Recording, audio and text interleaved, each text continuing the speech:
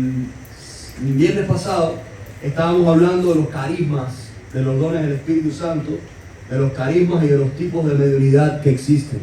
Y hablé de que hay dones del Espíritu Santo, o sea, regalos que Dios nos da, y también la mediunidad muchas veces es la consecuencia de vidas pasadas. Evidentemente, si yo voy y vengo muchas veces, yo en la próxima reencarnación que tenga, yo voy a tener muchas más facilidades para poder asimilar los conocimientos que ya practiqué en el mundo pasado. Yo le contaba a una persona hoy en la mediunidad, en una consulta que tenía, le hablaba, ponía por ejemplo la fidelidad, como yo he aprendido a ser fiel en muchos aspectos de mi vida, y yo este valor que he aprendido en esta encarnación, cuando yo reencarne, en mi próxima reencarnación, si debo hacerlo, si Dios me lo pide, si está en mi astralidad, yo vendré con ese valor aprendido.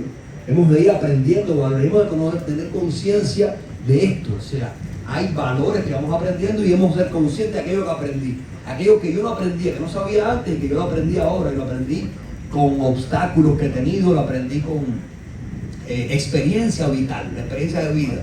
Y bueno, pues ya hemos de tener conciencia que aquel camino recorrido, aquello que yo aprendí, pues evidentemente lo traeré en la próxima reencarnación y vendré más evolucionado. Es muy interesante, es necesario, es importante, es elemental que un estudiante, que una persona que pasa o asimila determinados conocimientos, determinadas asignaturas, conocimientos, sea consciente de lo que no conocía y de lo que conoce. A veces pasamos por la escuela y la escuela no pasa por nosotros. O sea, tener conciencia de que ya esto lo superé, lo crecí. Eso pasa en el mundo espiritual. Evidentemente un médico en la asimilación, eso es proporcional a la asimilación de ese mundo espiritual. Un médico que ha venido como médico en otras reencarnaciones, cuando venga en otra reencarnación siguiente, evidentemente va a tener conocimientos aprendidos, aunque se encuentren en su conciencia dormida. Hay un chip que se despierta porque ya es una actividad que conoce. Muchas veces nos ha pasado que conocemos a alguien de toda la vida y tú estás convencido que lo conoces toda la vida, o has escuchado un conocimiento, oíste una frase que tú sientes que la conoces de toda la vida. Esto me pasa mucho. Y evidentemente la oíste en otras encarnaciones, o un conocimiento que llega a ti, que te llega con una claridad tan grande que tú lo entiendes hacia el vuelo. Y es como si lo hubieras conocido de toda la vida. Y es que lo conoces, por supuesto que sí. Claro, porque viene contigo otras vidas pasadas, de la mediunidad, de la práctica de la misma, en los tipos de mediunidad que explicaba el viernes pasado. Cuando usted tiene una asiduidad de la práctica de tal mediunidad, cuando usted regrese en la próxima reencarnación, evidentemente lo va a traer como una asignatura más que aprendida. ¿Es así?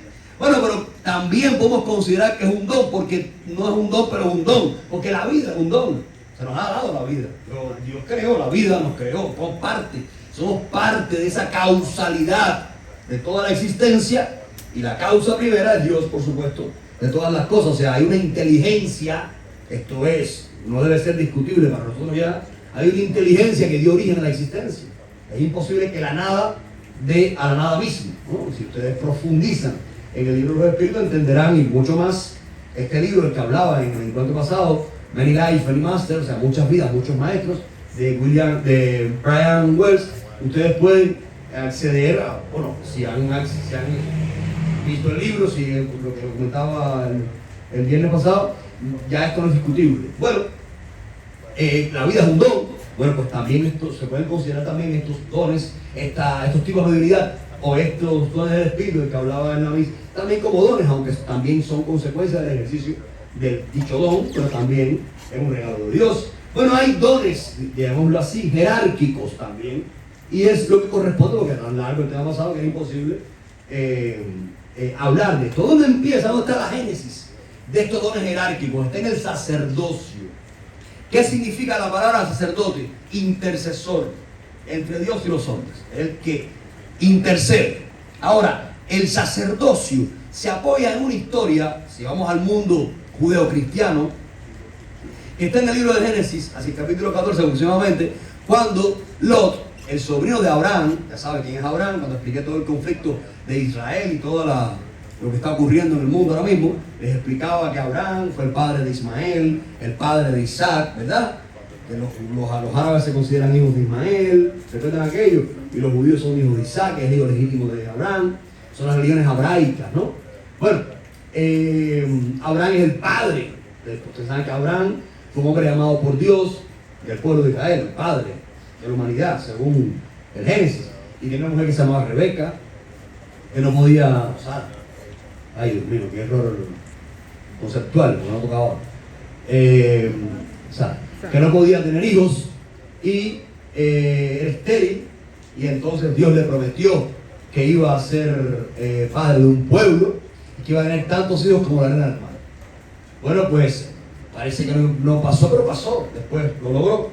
Y Abraham, padre de todas estas naciones, de esta fe, no sé qué se llaman religiones abraicas, pues fue el rescate de su sobrino Lot. Lot se fue a vivir a la ciudad de Sodoma. Ustedes recuerdan en la Biblia, si no han visto la historia de Sodoma y Gomorra.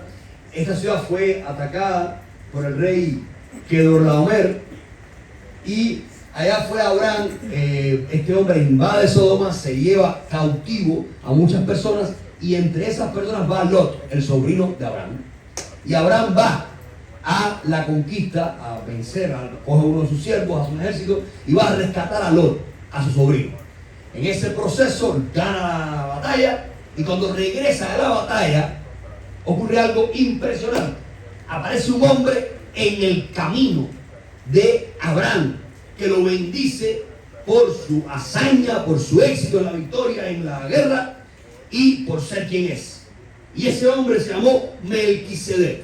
Ese hombre, dice el Génesis, que no se sabe de quién es hijo, no tenía descendencia, no sabemos quién es, de dónde viene, porque ustedes si van al texto sagrado van a encontrar que te dice fulano es hijo de Mengano y de Sacranejo, siempre te dice la genealogía, una parte un poquitico tediosa, pero es para explicarte la veracidad del hecho en sí. Entonces este señor Melquisedec no parece tener descendencia, no sabe de quién es hijo, cómo salió, y es el rey de Salem, de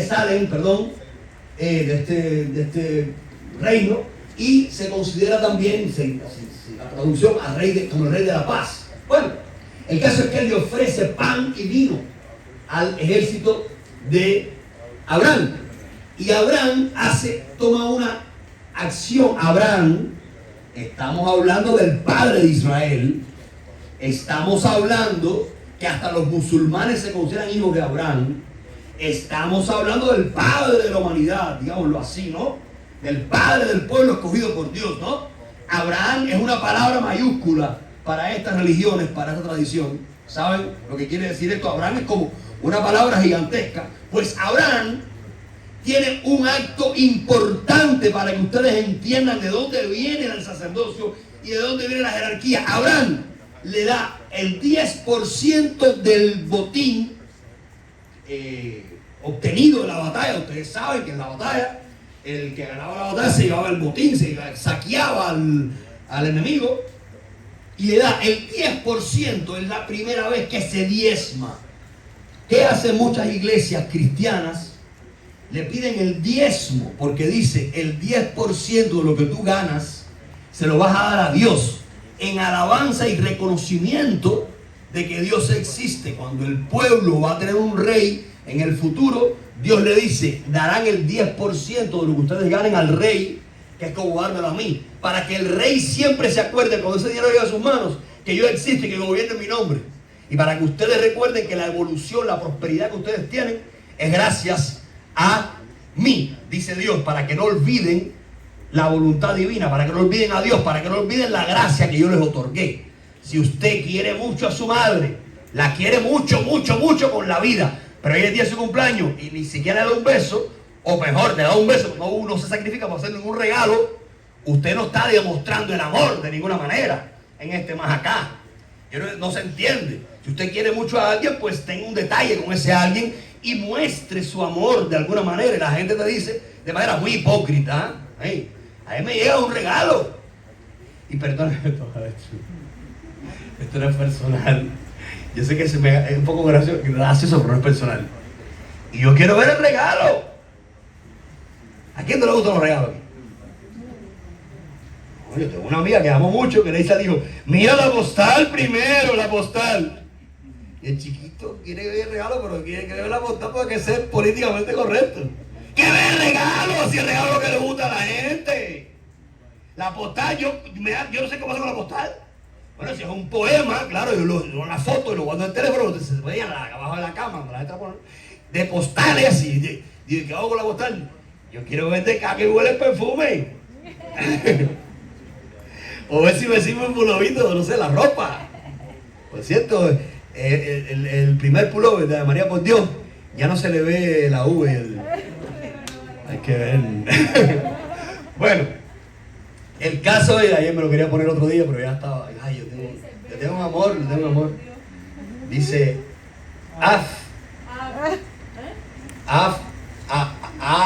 iría por Dios. Algo así dice. Hay como una cosa, pero se ve tocado, parece que es original. Bueno, el caso es que yo quiero ver el regalo, porque ahí está el signo de ese amor que nos une, ¿no? Pero mira qué cosa más linda, esta amiga que yo montando una vez me regaló una tabla. Un regalo para mí hermoso, porque el regalo en sí puede tener un significado espiritual que te llene profundamente, ¿no? No me refiero a la carnalidad en sí, ahora hablo en serio, me refiero a esa acción física, porque somos materia y espíritu, que te puede transportar.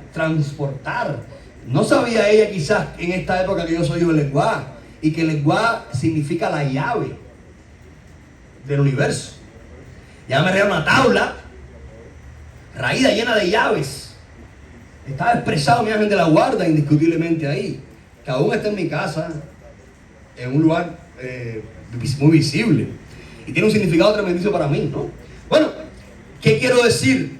Que si tú no demuestras el amor con hechos, pues tú no estás haciendo nada. El diezmo viene a tener que ver con esto. Y Abraham se desmonta de esa figura importante que es y le da el 10% del botín a Melquisedec, reconociendo así que este era un sacerdote, que sí lo era un sacerdote, y estaba reconociendo no solamente el sacerdocio de Melquisedec, que según la teología es un sacerdocio perfecto y eterno.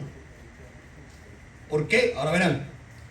Sino también estaba reconociendo la jerarquía, porque este intercesor entre Dios y los hombres también es un jerarca, tiene una autoridad delante del mundo, una autoridad respetable. Usted no ve a Dios físicamente, puede sentirlo, puede tener una experiencia majestuosa con la espiritualidad, pero usted no lo ve. Usted ve a su padrino, usted ve al sacerdote, usted ve a ese jerarca, ¿no? Y esa jerarquía, esa humildad, ese respeto delante de la jerarquía, usted está manifestándolo aparentemente delante de Dios. Aquí vienen a jugar dones jerárquicos. No se preocupen, no se precipiten, que esto se pone mejor. ¿Qué pasa? Que hay otro tipo de sacerdote. Ya tenemos uno de Melquisedec. Hay muchos, no puedo revelar todavía porque esto es el pollo, el arroz con pollo, no puedo revelar todavía esta partecita de aquí. Hay varios tips de cultura y teología que no puedo revelarlo. El otro es Aarón, hermano de Moisés. Ustedes saben que Moisés, el liberador de Egipto, saben, ¿no? De los israelitas, perdón, que los liberó de Egipto, los sacó de Egipto, en la Pascua judía. Este Moisés, que se cría con el faraón, tiene un hermano que se llama Aarón. Y Aarón era de la tribu de Leví. Ustedes buscan en el Pentateuco, en la Torá, en los 5 primeros libros de la Biblia, que es la Torá judía, los libros de la ley. Ustedes van a encontrar en uno de estos 5 libros el libro de Levítico.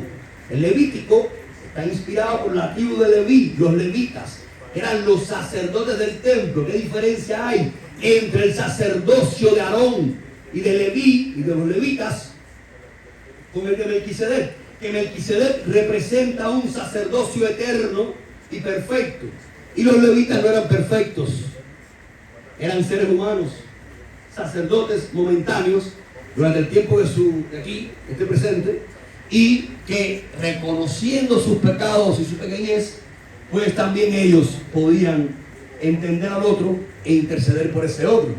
Es un válido sacerdocio. Por eso es que los teólogos piensan, aquí viene el primer pollo, arroz con pollo, que esta aparición de Melquisedec, muchos teólogos cristianos piensan que esto fue una cristofanía, o sea, una presencia de Cristo en esa persona antes de su nacimiento, una cristofanía, antes de el nacimiento de Jesucristo. En teología se conoce así, en teología cristiana. Por ende, ya tenemos el origen, al menos judeocristiano, del sacerdocio. Toda religión antigua, toda religión milenaria de mucho tiempo, tiene una liturgia, una consagración para el sacerdocio.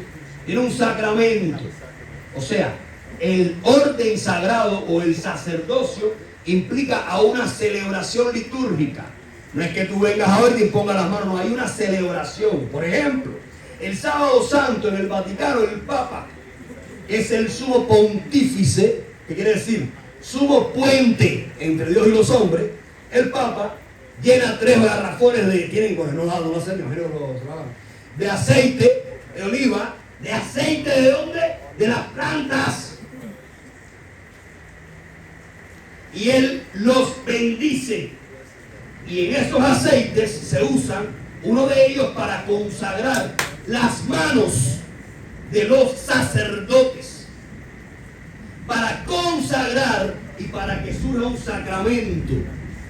Bueno, pues aquí está una explicación de que hay una liturgia. ¿Qué significa la palabra liturgia? Significa celebración del reino de Dios en la tierra. Es toda estructura de ceremonias, de ritos, de ritualidades que equivalen a una consagración religiosa. En la liturgia cristiana, católica, que es la más antigua de la cristiandad, hay un orden sagrado, donde hay una ceremonia a través de la cual hay elementos de la naturaleza, de las plantas, por ejemplo, con la cual se unge las manos de un hombre para que eso se convierta en sacerdote. Esa unción es un sacramento, o sea, ocurre en él una realidad visible, que es el hombre, que son sus manos, pero hay una realidad invisible, que es la acción del Espíritu Santo. Ese hombre tiene una autoridad delante de Dios entregada por el obispo. Bueno, pues en todas las religiones antiguas, el orden sagrado o el sacerdote sufre una consagración, es consagrado por alguien. En nuestra regla africana, la oyupona hace un aceite con un conjunto de plantas que no voy a revelar aquí porque es secreto. Y hay una ceremonia hermosa que se llama Cariocha, donde se ungen zonas específicas del cuerpo de la persona. Y esa persona, a partir de que sale de los 7 días de Ibordún de Ocha, es un sacerdote o una sacerdotisa, porque acaba de ser consagrado. Las religiones modernas no tienen esto. Las religiones antiguas tienen mucho de la liturgia de una consagración. Entonces, dignifícate, porque ya estás consagrado. ¿Qué haces perdido en el tiempo? ¿Qué haces perdido por ahí? ¿Qué haces llorando por los rincones como la muñeca fea? Reconstrúyete, dignifícate, porque tú has sido consagrado, tú has sido ungido por el Altísimo, a través de un oríate. Al sacerdote cristiano católico lo unge y lo consagra el obispo. Bueno, pues en nuestra regla de Ocha y culto y fa hay un oríate.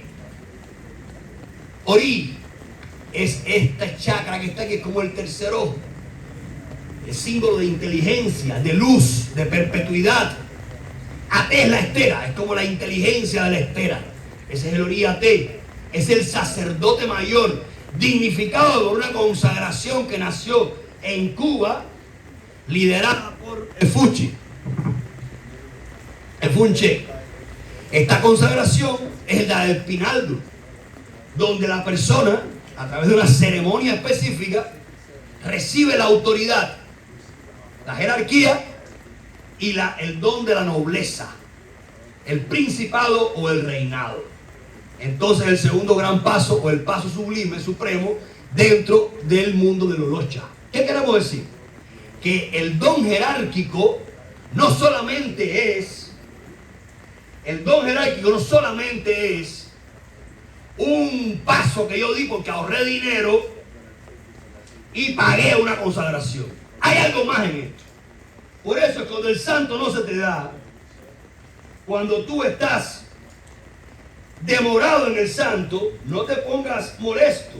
Deja que llegue cuando Dios quiera que llegue. Claro que puede haber un espíritu, 2, 3, 4, 5, 6 que te anuncien esa venida. ¿Por qué? Ave María, por Dios.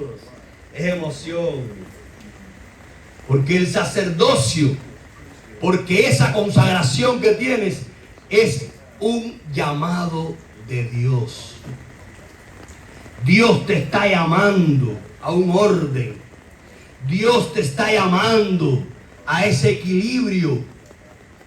Y esa cariocha va a salvarte hasta de ti mismo. Tú no entiendes de qué va a salvarte. Y ese llamado de Dios te obliga a cultivarte. Te obliga a enseñar aquello que te cultiva. Te obliga a pastorear, a cuidar y a defender a esa gente que llega a tu vida y que tú vas a representar delante de los hombres y delante del cielo. Yo no entiendo que una madrina o un padrino le cobre a un ahijado para enseñarle secretos de santo. Es una responsabilidad del padrino y de la madrina. Es una responsabilidad que asumes delante de Dios cuando tú consagras a alguien.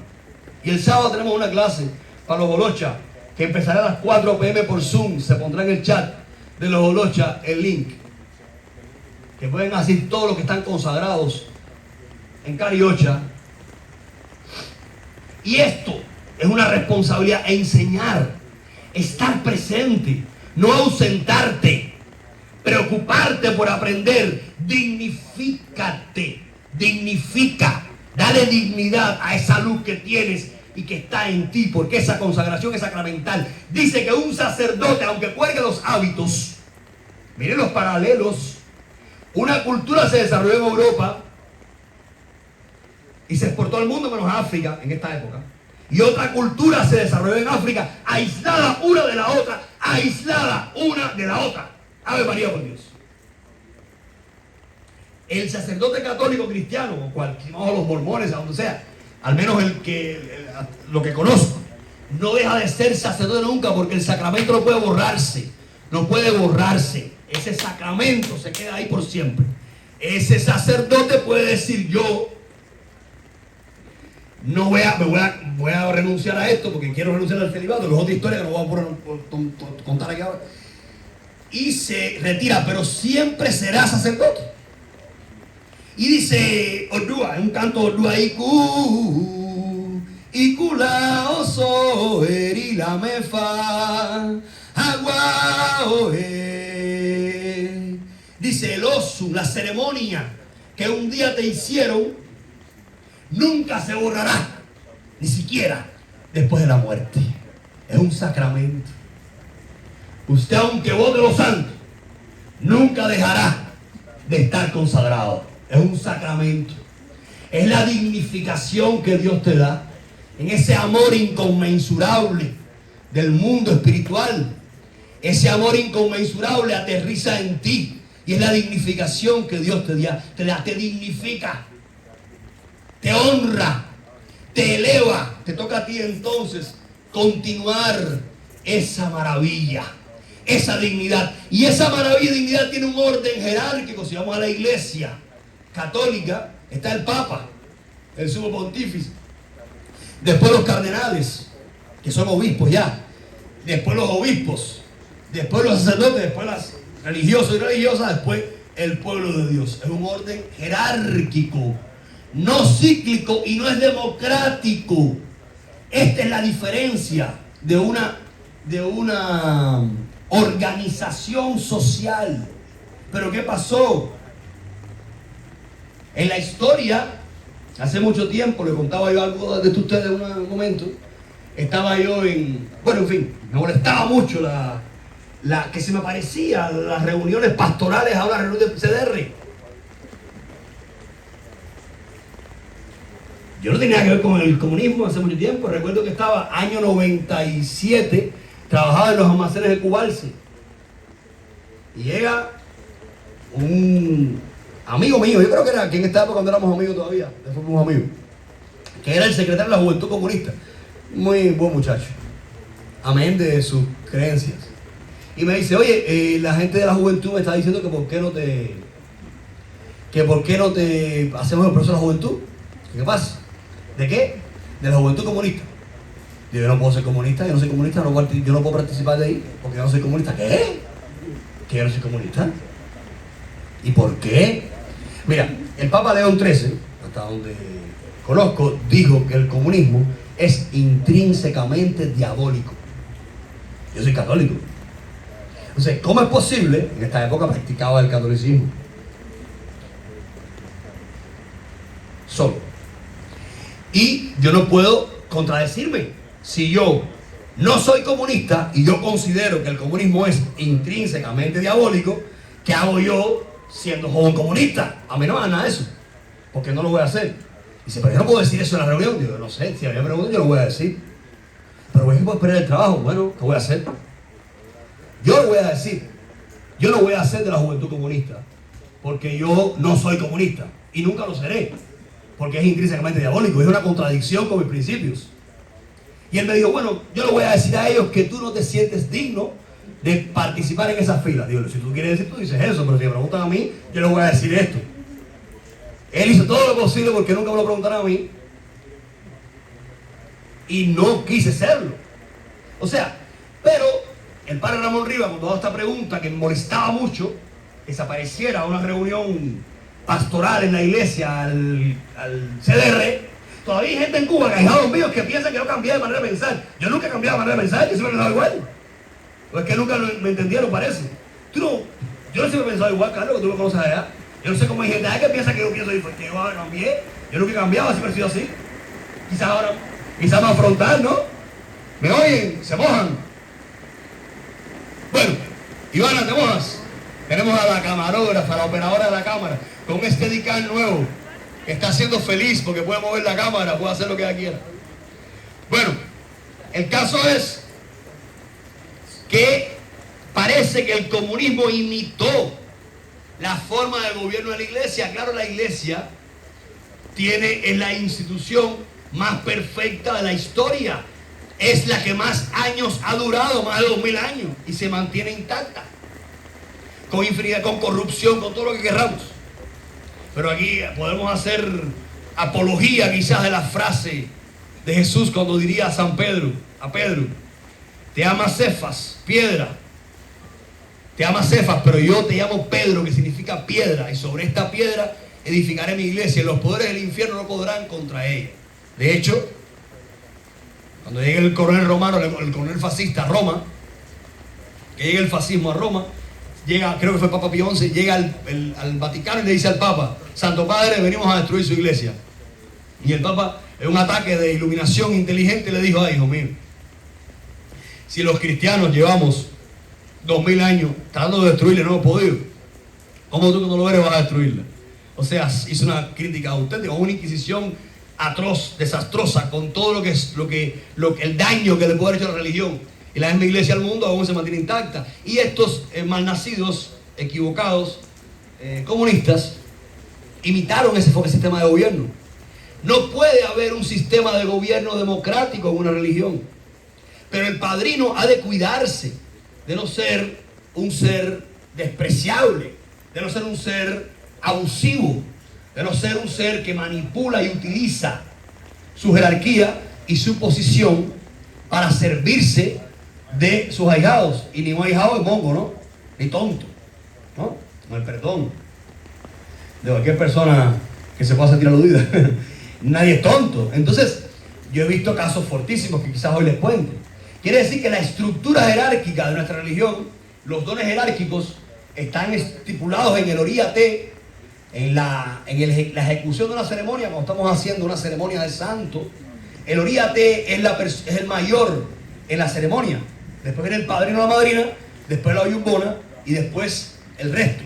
Aunque cada uno tiene una jerarquía por los años de santo, porque el que nació primero es mayor, de hecho, en el santo, por supuesto. Y Cafún dice, respeta a los mayores, respeta la jerarquía. Si tú no respetas a los mayores, tú no vas a respetar a Dios, ni a la gente de tu guardia, porque tú no ves a tu gente de la boda, tú ves a la persona en cuestión, ¿no es así? Cuando estamos en la mesa sentados, el oriate es el primero que se levanta, y él, aunque hay una persona de 50 años y el oriate tenga 10, es la estructura jerárquica. En Ifá, el babalao mayor o el oriate, también los babalaos tienen mosbá, sería el mayor. Hay que respetar esta jerarquía, ¿no? Este orden, como Dios estableció. Ahora, no puede haber democracia en un sistema religioso, pero es que un sistema religioso no es la sociedad, ni puede haber sistema jerárquico en una sociedad. Ahora, si evidentemente tiene que haber democracia, tiene que haber 3 poderes, checks and balance, tiene que haber un balance en los poderes. Si no es así, ahí tienen Cuba, ahí tienen Venezuela, ahí tienen el resultado de una sociedad que no equilibra su estructura social, no lo hace democráticamente, no hay un equilibrio. Ahora, un sacerdote, por ende, no se postula para ser sacerdote. Un oriate no se postula, nadie vota por él. Un padrino, no votan por él para que sea padrino. Yo voto porque está en el lenguaje, yo voto porque está en Changó, no, yo voto. Eso no existe. Es un llamado de Dios, es un encuentro de Dios contigo. Todo el mundo no tiene que ser santo, no están listos para esa ceremonia. Quizás en otra encarnación, quizás su crecimiento espiritual tiene en otro lado. Todos los que están aquí no tienen que ser santos. Los pocos que no lo tienen hecho, porque hoy está lleno de santeros. Otros sí. Ahora tú tienes que encontrar ese llamado. No porque te lo diga nadie, no porque te enfrenten a esa realidad. Tú tienes que encontrar ese llamado aquí adentro. Es un contacto con Dios, una revelación divina. Es una expresión de Dios en ti. Es un contacto. Hay veces que el padrino tiene un llamado. Yo estaba en la iglesia de Nuestra Señora de la Guardia, creo que se llamaba, en Luyanó. Y el párroco era el padre Alberto. Y yo estoy en un domingo y el padre se queda vestido con su hábito franciscano, ya creo que es con los hábitos, parado en la puerta de la iglesia y me mira. Y me llama y me dice, quiero hablar contigo, vente al día. Y me dice, siento dentro de mí que tú eres un sacerdote, futuro sacerdote, que hay un llamado en ti.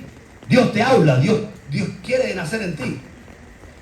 Y yo que ya sabía algunas cosas de esta parte de mi vida, en aquella época decía, padre, usted es medium, padre, tiene algo de espiritista, evidentemente.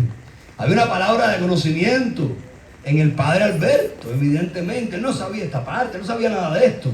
Él no podía predecir esto. Estaba ungido por el Espíritu de Dios. Había algo que le estaba diciendo. Y me estaba transmitiendo un mensaje el día que Paulito llegó a mi casa por primera vez en la vida. Que entró por la puerta. Yo le dije, ese es ahijado mío. Y va a ser santo y lo voy a hacer santo. Y más nunca lo vi después de ese día. Se sentó en la silla.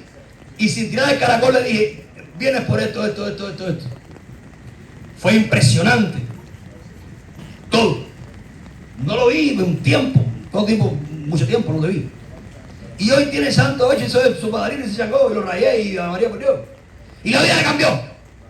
Para bien. Y cada vez para más bien. Estoy seguro. Y será para más bien. Porque hay una sorpresa dentro de poco de parte del lenguaje. Entonces, puede haber un toque, puede haber un aviso del Espíritu de Dios o los seres que te activan los sensores medionímicos y tú puedes darte cuenta que hay un llamado en ti.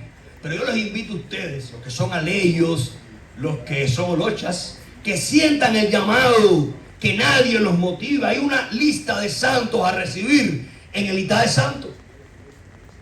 Ustedes conéctense con esa realidad astral, conéctense con ustedes mismos, con el ser que son ustedes, y miren qué toca, qué voy a recibir, qué voy a hacer, y sientan esa verdad en ustedes. Yo sentí hace poco que tengo muchas cosas lindas que contar de mi vida personal. Yo sentí hace poco una inspiración de parte de los espíritus que me hiciera una ceremonia específica. Y era importante. Ese llamado tenemos que descubrirlo. Esa conexión hay que descubrirla. Y ahí se paró un día a la semana y hermano lo pasé en esta ceremonia. Ave María, por Dios, yo lloraba hoy. Yo miraba a Changó y lloraba hoy porque era comer y con verdad. Yo lloraba hoy de emoción por aquella ceremonia que accedí. Porque después tú ves el accionar de Dios en ti. Cuando tú tienes esa revelación aquí adentro y tú accedes a la misma. Pero también pasa lo mismo. Usted tiene el llamado, siente un llamado, una voz interna que te habla y te resistes. Porque eres ególatra. Porque tú crees que el destino está en ti, diría Isaías. Mis caminos no son tus caminos, dice el Señor. Generalmente no coincidimos con los caminos de Dios. Y cuando sientes el llamado, entrégate. Como diría Luis Miguel, entrégate.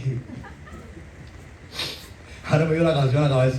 Que hicieron un lío de Luis Miguel en no sé qué país, que dice que no cantó lo que querían cantar y le cantaron, le quitaron una tía cosa. Bueno, entrégate a ese llamado, entrégate a ese sentir que tienes por dentro, porque tú eres sensible a la voz de Dios, porque tú eres sensible al Espíritu de Dios, porque tú eres sensible a la conexión astral, y más cuando estás consagrado, porque hay un sacramento. El sacramento significa la expresión de una realidad visible que refleja y contiene una realidad invisible. El agua es la realidad visible. El agua es la realidad visible. ¿Es real o no que es agua? ¿Quieres probarlo? Bueno, es agua. Confía en mí. Es agua. La realidad invisible es el Espíritu Santo que está en ella. El sacramento es esa ceremonia que hicieron en mí. La unción es mi cráneo, mi ser, mi persona. Pero la espiritualidad del lenguaje vive en mí, está en mí, a raíz de esa consagración y del lenguaje, y que en el secreto nuestro encierra más cosas que no puedo revelar. O sea, la realidad visible está aquí, pero la invisible también es realidad. Y los hechos demuestran eso en cada uno de nosotros. Ave María, por Dios. Entonces conéctate, pero no, ¿qué va? Preferimos alterarnos, perder la paciencia, deprimirnos, llorar desconsoladamente porque nos olvidamos que tenemos un don jerárquico, que estamos ungidos. Pero ¿estás ungido o no estás ungido? ¿Lo crees o no lo crees? Perdiste el día o la semana la semana de laboraje, la perdiste, semana de santo. Has perdido el tiempo. ¿O es que todavía te falta madurez para creerte que tú estás ungido y estás consagrado? Ave María, por Dios. Parezco un pastor ahora. Bueno, soy un pastor, pero no soy no quiero parecer. Es la emoción. Y pongo el micrófono para gritar y grito de todas maneras. Y los atormento. Y se van ustedes aquí sordos. Y yo sin voz, sí. ¿Qué está ahí? Sí, caballero, es que si no es visceral, no es. Y les prometo que es. Y yo mucho que quiero controlar estas emociones, no puedo. Entonces, ¿cómo yo olvidarme? Hablo en primera persona. ¿Cómo yo olvidarme de mi unción? ¿Cómo subestimarla? ¿Cómo humillarla? ¿Cómo pasarle por encima a mi unción? Y sí lo he hecho. Y sí lo hacemos. Esos son los dones jerárquicos. Tenemos una jerarquía otorgada por Dios. En su inmenso amor ha descendido y nos ha recogido del estiércol. Ese estiércol en el que nos ha sumido el mundo muchas veces. Ese estiércol en el que me he sumido yo muchas veces. Porque Dios nos da fluido vital. Y yo me quito la vida tomando alcohol. Y me quito la vida quizás drogando. Y me quito la vida perdiendo la vida. Ave María, por Dios. Estoy indignificando esa jerarquía que represento y que soy. Esa jerarquía que está ungida en mí. Tenemos que matar al hombre viejo.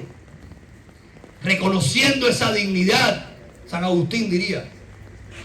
En una frase elocuente, en una de sus espectaculares homilías. Cristiano, recupera tu dignidad. Recupera tu dignidad. Que me quieran decir que el santo, que la hocha es un camino de tontos y de ignorantes. El ignorante eres tú, que no conoces la riqueza que yo practico. Recupera tu dignidad, muestra tu idea con orgullo y recupera tu dignidad. Aléjate de aquello que es indigno y que desmorona y que ensucia y que enfanga esa dignidad otorgada por Dios, que es un sacerdocio, que ya sabemos que se parece quizás más a la tribu de Leví, es un sacerdocio quizás que no puede ser eterno, pero ¿por qué no? ¿Por qué no puedes llegar a perfeccionarlo sin pretender la perfección? Dignifícate, porque Dios te dignificó. Dignifícate, porque Dios ya lo hizo en ti. Y si Él lo hizo en ti, entonces es verdad que lo puedes hacer, que lo puedes lograr en ti mismo. No, yo no creo que yo pueda vencer este problema. Yo no creo que pueda superar la ira. Yo no creo que pueda superar mis miserias humanas. Yo no creo que pueda superar la infidelidad. Yo no puedo, porque cuando yo veo a una muchacha yo me vuelvo loco, ¿no? Espérate, o viceversa. Tú puedes superar lo que sea, llegar a la perfección, porque ya Dios creyó en ti, votó primero por ti. Tú aún no te conocías ni creías en ti, ya Dios creyó en ti, porque estás consagrado, estás ungido. Tú puedes vencer lo que sea. Tú puedes llegar a ser rico. Tú puedes llegar a tener el equilibrio que sea. Cree en ti.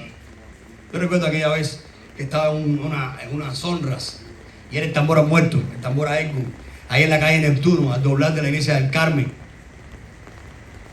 Y allá estaba yo en la rueda de los holochas, y estaba Chacho con el bacucó cantando a Edmund, en el tambor a Edmund.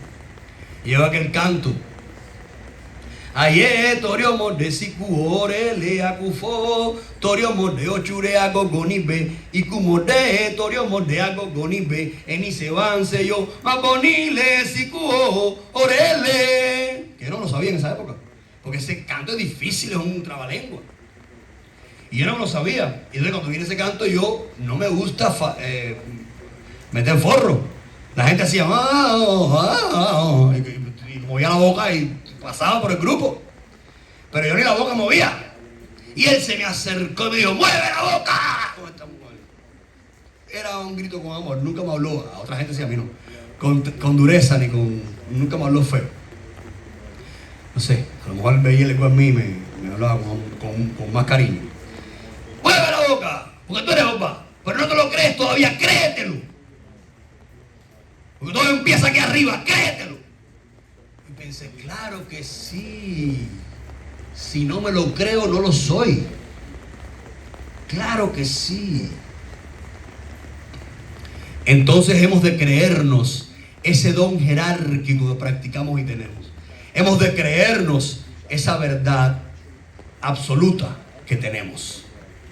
Entonces falla la economía. Ay, Dios mío, qué trabajo, porque todo se descontrola. Porque yo vine a aprender, hay mucha gente que vine a aprender aquí, quizás a economizar, porque he sido despilfarrador en otras vidas. Y para yo poder economizar voy a tener que enfrentarme a el orden de la economía. Y para enfrentarme al orden me va a faltar algo. Voy a caerme.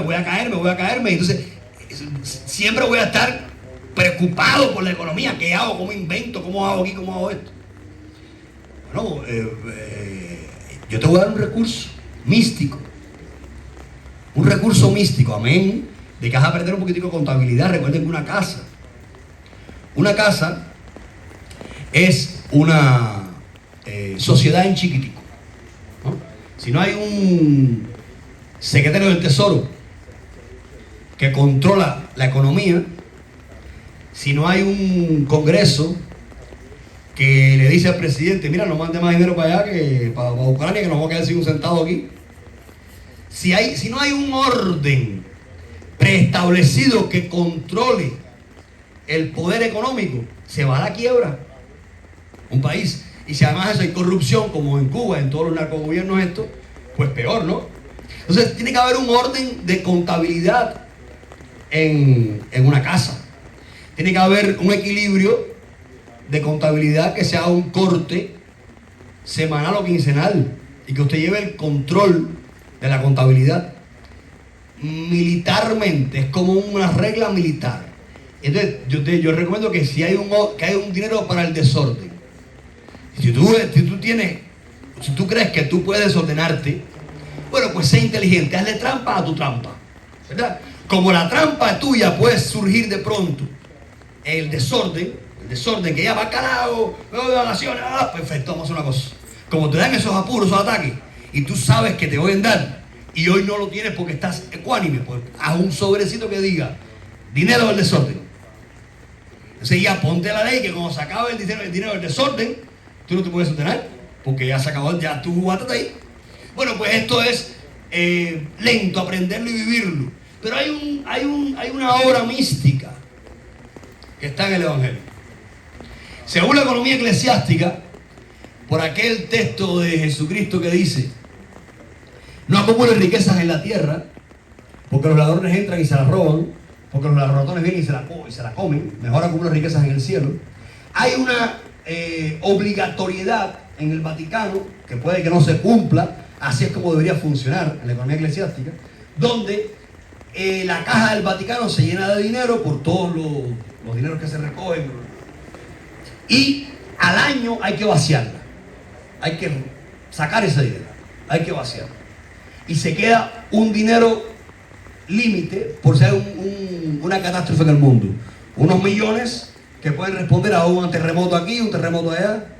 Bueno, pues entrégale con inteligencia, separa un sobre para Dios. Bueno, pues tú vas a coger un sobrecito que va a decir dinero del lenguaje, y ahí tú lo vas a comprar el pollito de lenguaje, y ahí tú lo vas a comprar el sacrificio de la guardia, y ahí tú lo vas a poner un quesito.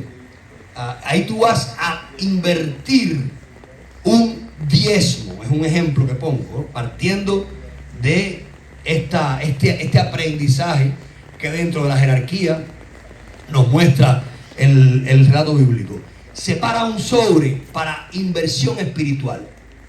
Yo no entiendo en absoluto que si en Iroso Umbo el lenguaje era un niño que estaba en la calle, un joven que no tenía comida, que no tenía ropa, que estaba sin bañarse, que estaba sin nada, y Olofi, y le tocó la puerta a Orula, y Orula no le quiso atender porque era un pordiosero, lo despreció, y Olofi obligó a Orula porque le hizo que se acabara el lenguaje. Dice el chacho, lo contaba, que le dio hasta bien, se fue para las cuatro esquinas y regó maízito alrededor de Orula, y cuando creció el maíz, las matas de maíz taparon la casa de Orula. Entonces el lenguaje, cuando venían a buscar a Orula, el lenguaje decía: no, él no está aquí, él se mudó hace rato, y se quedó sin comida y sin cliente Orula. Entonces ya cuando se vio los ojos, espérate que esté en las cuatro esquinas, me esté pasando suerte, y lo manda a buscar y le hace ifá. Entonces el lenguaje se viste por primera vez de blanco con su té de Orula y se dignifica, y ahí entonces estás obligado por precepto, por el caracol que es nuestra Biblia, por precepto, a darle de comer al que no tiene. Pero no solamente darle de comer, quiero hacer una obra que se las propongo, que me la contó Indra. Hay unos artistas que están haciendo, pidieron permiso a la ciudad, ustedes saben que Indra trabaja en la ciudad, para hacer unos murales debajo de los puentes donde duermen a veces los hombres. ¿Y saben qué van a hacer? Van a poner mesas con servilletas y van a sentar los hombres en las mesas y van a servirles la comida. Y vamos a hacer ese proyecto nosotros también, porque le está dando dignidad a la persona. Ya no solamente la comida por sí, ya es darle dignidad a alguien y tratar a alguien con dignidad. Y eso Dios lo hizo contigo.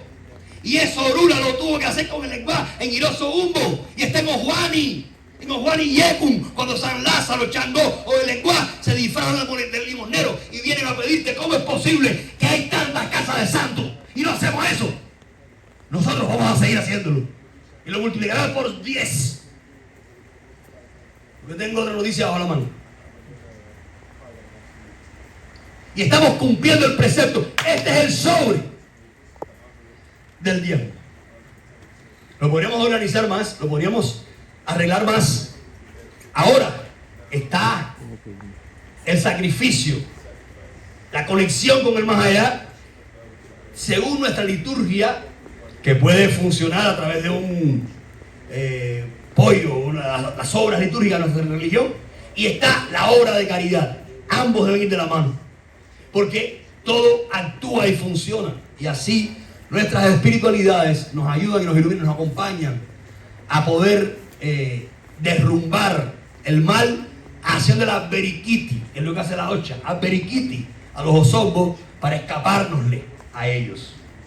Bueno, pues esto va irremediablemente a arreglarnos nuestra economía, no sin antes olvidarnos que dice Yeúnle que la cabeza lleva al cuerpo, ¿no? O sea, hemos de pensar antes de actuar. A veces somos esclavos y sufrimos consecuencias de que aquello que nos pasa es porque antes no lo pensamos. Fue un acto compulsivo y después, Dios mío, ¿qué hago? ¿Cómo yo arreglo esta contabilidad que está en negativo de número rojo? Porque, bueno, pues no te preocupes, apréndelo. Hay mucho más que contar en el plano místico y no lo voy a contar aquí porque si no revelo todos los secretos. Me lo preguntan, que hay muchas cosas que se pueden hacer para mejorar la economía. Pero bueno, hice este capítulo, lo agrandé un poquitico, partiendo de la economía del diezmo, para que ustedes entendieran y para que haya cultura. ¿Por qué hay un diezmo? Aquí no hay ningún diezmo. Estoy explicando para que se entiendan de dónde viene la jerarquía, de dónde viene el orden sagrado, el sacerdocio, que practicamos una religión antigua y por eso tenemos un sacramento y tenemos una consagración sacerdotal y que hemos de tener conciencia de esto, y en esto consiste, en todo esto que he ido contando, los dones jerárquicos, lo que estipula y constituye la jerarquía de la religión. La irreverencia aprendida. Tenía un guión yo, aquí termino ya, porque tienen que tener sueño y ganas de me vaya de aquí. Había un guión yo de un señor que estaba difunto y se veía el espíritu, se veía vivo, no voy a contarle el guión, y había un texto, él iba contra la gente, había una imagen muy linda que nunca filmé este guión, no creo que lo haga, a lo mejor en otra vida, así que alguien por ahí ve el video y que coja la idea y yo feliz. Él iba contra la gente venía contra él, y él era el único que caminaba contra la gente. Él estaba en el espíritu que no lo veían, y él atravesaba a las personas que todos venían en contra. Es como que muchas veces el mundo va contra el espíritu, el mundo va contra el mundo espiritual. Nadie va consecuente con Dios. Y él hablaba, se refería a una frase que decía: la irreverencia aprendida. Aprendemos a ser tristemente irreverentes. No hay que ser guatacones, pero no hay por qué ser irreverentes. Hemos de reverenciar, hemos de dignificar, de respetar la jerarquía, a los ancianos. Hemos de dignificar al otro, porque si yo dignifico al otro, me estoy dignificando a mí mismo. Y si yo irrespeto y soy irreverente con el otro, me estoy irrespetando y siendo irreverente conmigo mismo. Que Dios les bendiga y que esto les haga mucho bien y les ayude a que la dignidad brille en ustedes, porque si así es, les aseguro por experiencia propia, el pecado disminuye, el mal se reduce y el bien se hace más potente. Dios les bendiga. Padre nuestro.